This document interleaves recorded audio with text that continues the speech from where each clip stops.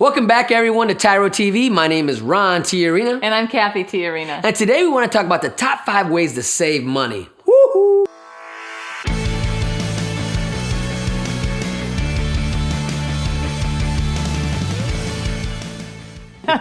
Sometimes this can be a challenge now, too, right? specifically, save money to go on vacation. So we're not talking about long-term savings. All we're right. talking about That's right. plan a vacation together and then take these 5 tips to save money for that vacation. So we got a goal in mind, right? And we have a deadline to meet. Yeah. And so this is how you can measure your success in this. That's right. Right. So, all right. So number 5 is get a change jar. and right on there, vacation. So every time you get change in your pocket, fellas, what do? You put it in the jar, right? And another way to do it that's actually more techie is to actually round up. So talk to your bank about doing a round up savings account. So every time you make a purchase with your debit card, it actually takes it and rounds it up to the next wholest dollar and puts that change in a savings account for you. At the end of the year, you'll never believe how much money you are going to have. And that's a pretty good way that it's really, you're not even meaning to do it. It's just automatically happening. Yeah. Right? So save your change. Save your change. Number 5. Number 4.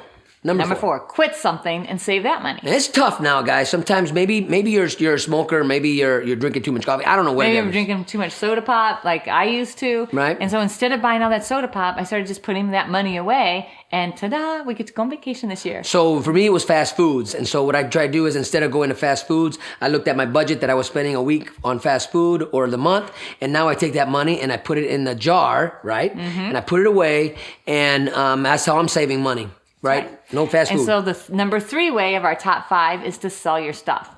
So don't be a hoarder. But listen, tell your wife, fellas, do not sell my stuff. And tell your husband, ladies, do not sell my stuff. And so you come into agreement on what you want to sell, and you can list it in all kinds of places. There's Craigslist, there's Etsy, there is also eBay. You can do a garage sale.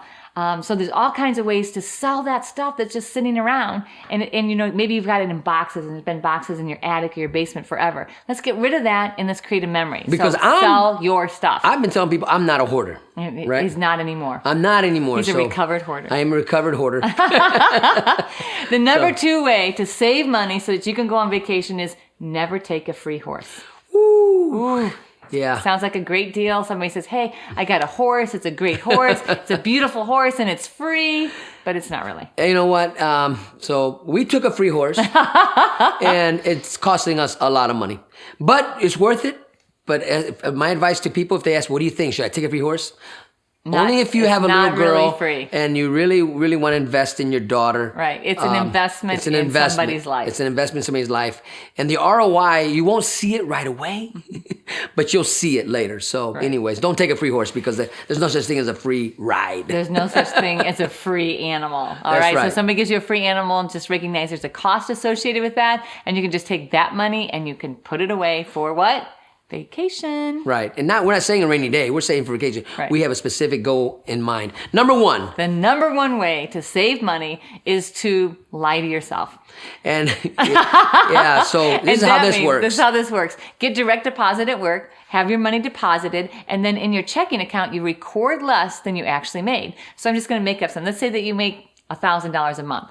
And so then you actually record in your checkbook $900. So every month you're saving $100 because as you're spending, you don't really see that other $100. And over time, that money accumulates so that at the end of the year, you actually now have $1,200 to go on vacation.